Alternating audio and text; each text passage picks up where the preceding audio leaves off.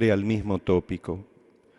Argentinski rabin Abraham Skorka je papežu Frančišku predstavil novo izdajo Tore. Na srečanju v Vatikanu ga je spremljalo skoraj 90 članov uredniškega odbora in ostalih sodelavcev.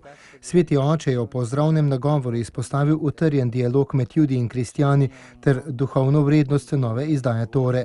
Tora, ki jo je sveti Janez Pavel II. Opredelil kot živi nauk živega Boga, izraža očetovsko ljubezen očeta, ki je sestavljena iz konkretnih besed in dejanj, ljubezen, ki postane zaveza.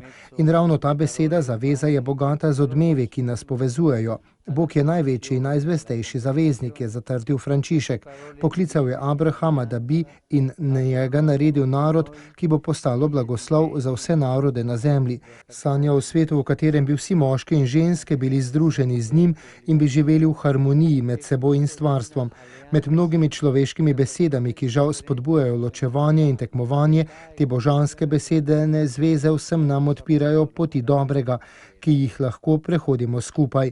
Bratski in institucionalni dialog med Judi in kristjani je po papeževih besedah že utrjen in učinkovit, saj poteka preko stalnih stikov in sodelovanja. Nova izdaja Tore, ki so jo predstavili Frančišku, je del tega dialoga, ki se ne izraža samo z besedami, temveč tudi z dejanji. Obsežen uvodni del in beseda glavnega urednika, ki sta dodana besedilu, izpostavljata ravno to držo dialoga ter izražata odprt kulturni pogled v vzajemnem spoštovanju in miru ter v skladu z duhovnim sporočilom Tore.